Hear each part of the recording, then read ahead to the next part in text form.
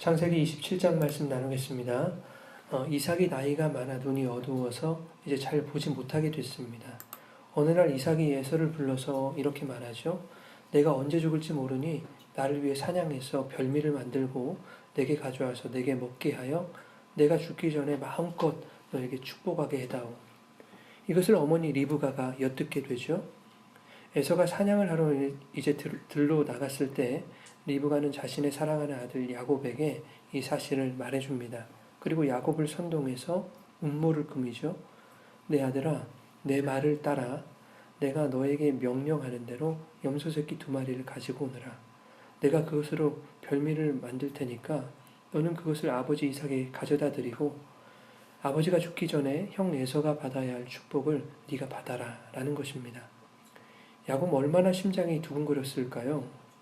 어머니, 형은 털복숭이고 저는 매끈매끈한 사람인데 아버지가 저를 만져보시면 금세 들통날 것 아닙니까?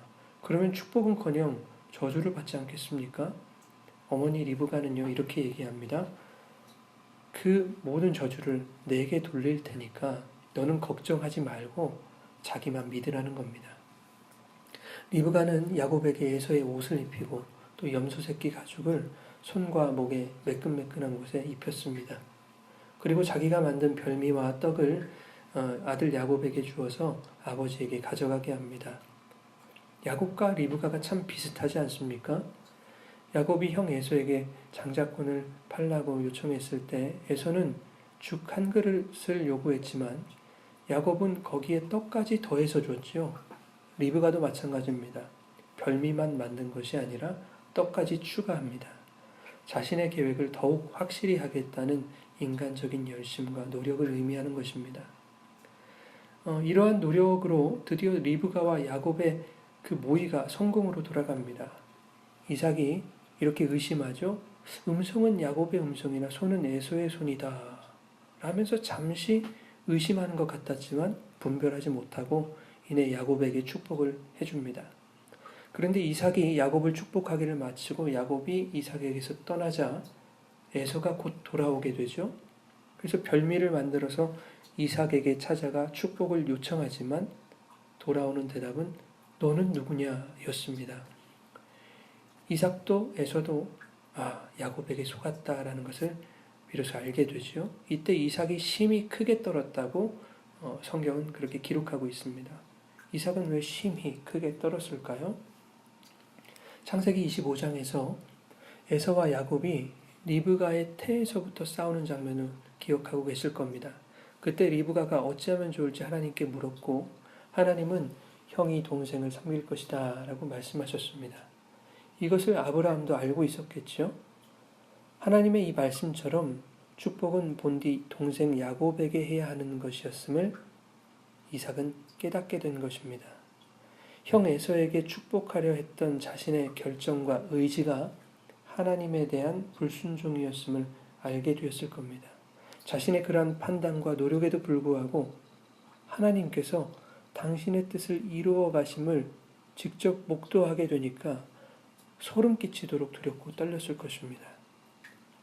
한편 36절에 보면 에서가 이렇게 얘기합니다. 야곱이 나를 속인 것이 벌써 2번째다.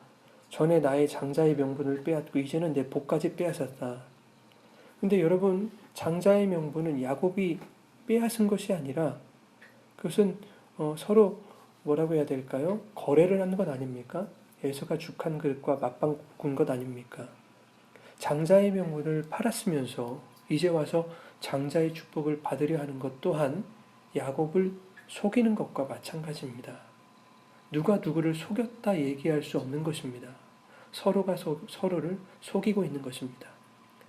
눈앞에 나의 이익만 생각하고 그것을 얻기 위해서는 수단과 방법을 가리지 않는 것, 나의 잘못과 실수를 인정하지 않으려는 것, 이러한 것이 우리들 인간의 변하지 않는 뿌리 깊은 죄된 속성인 것 같습니다.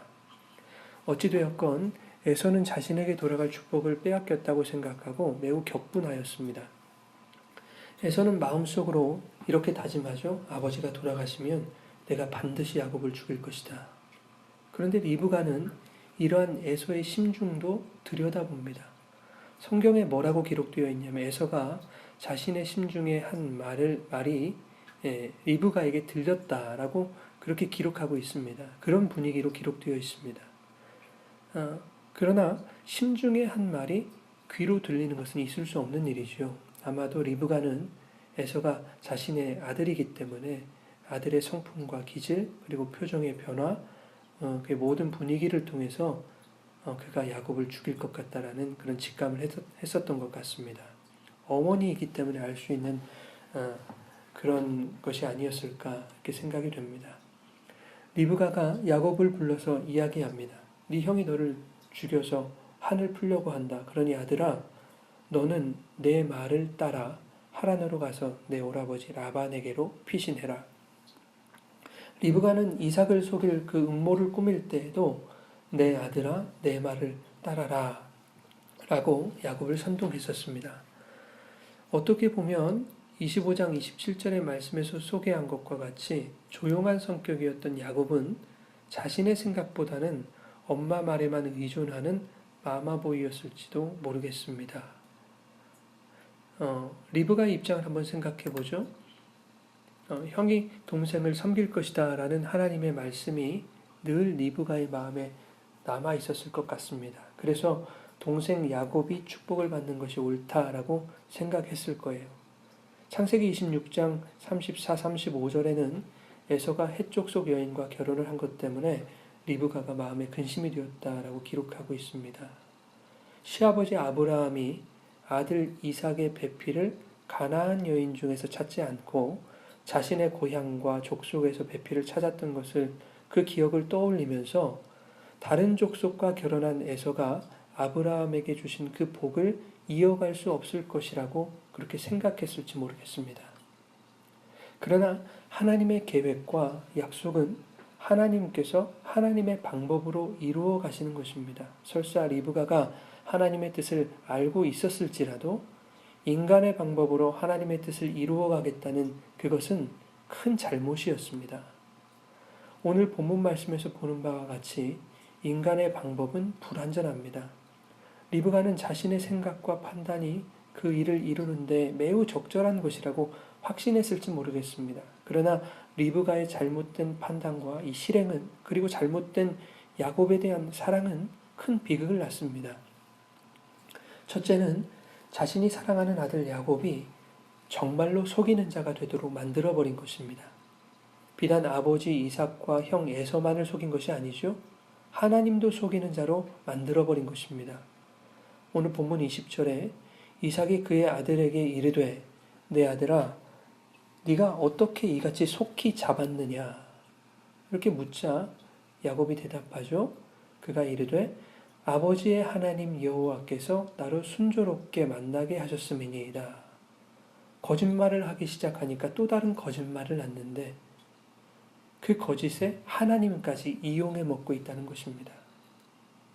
잘못된 사랑이 낳은 두 번째 비극은 이것입니다. 리브가의 말을 따라 야곱이 하란에 있는 오라버니 라반에게로 피신한 후에 사랑하는 아들 야곱과 리브가가 다시는 재회하지 못합니다. 본문 44절에 보면 형의 노가 풀리기까지 몇 날 동안만 피신하라 라고 리브가 이렇게 말했지만 그것이 20년이 걸리게 될 줄 누가 알았겠습니까? 세 번째 비극은 사랑하는 아들 야곱이 험악한 인생을 살게 된 것입니다. 47장에서 바로에게 야곱이 이렇게 얘기합니다. 자신의 인생을 소개하면서 내 인생이 험악한 인생이었다 이렇게 말하게 됩니다.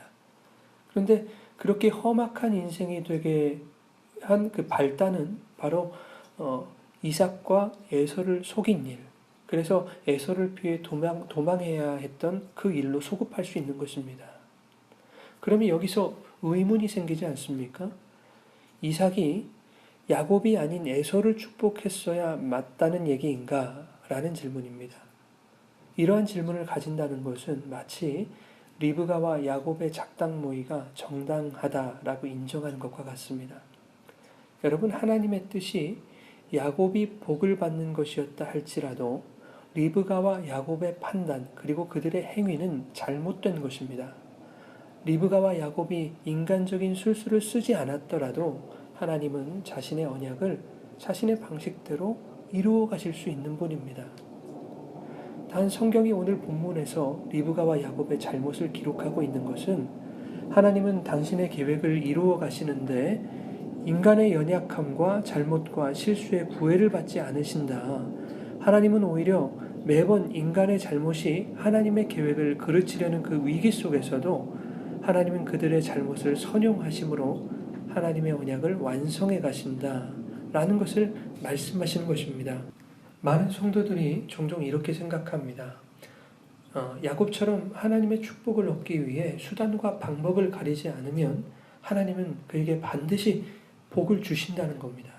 이게 얼마나 위험한 생각입니까? 예전에 신천지에서 빠져나온 지인 한 명이 저에게 이런 말을 하더군요. 자신이 신천지에서 전도 활동을 할 때에 대학교에서 자전거도 훔치고 그랬었다는 거예요. 이동 수단이 없어서. 자전거를 훔친 것보다 전도를 하기 위한다는 그 동기가 더 선하다는 거예요. 그 선한 동기가 더 크다는 것입니다. 그들의 논리는. 그래서 자전거를 훔친 것이 괜찮다라는 얘기예요. 여러분, 자전거를 훔치는 것은 절도입니다.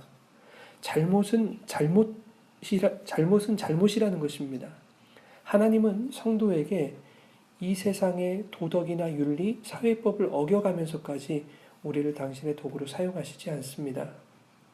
여러분, 성령님의 감동 없는 나의 생각과 나의 판단이 힘들지 않아도 될 성도의 인생을 어렵게 만들 수도 있음을 기억하시고 하나님의 생각과 하나님의 뜻이 우리의 모든 인생을 지배하고 이끌어 주시기를 끊임없이 기도하고 바라는 우리 모두가 되기를 원합니다.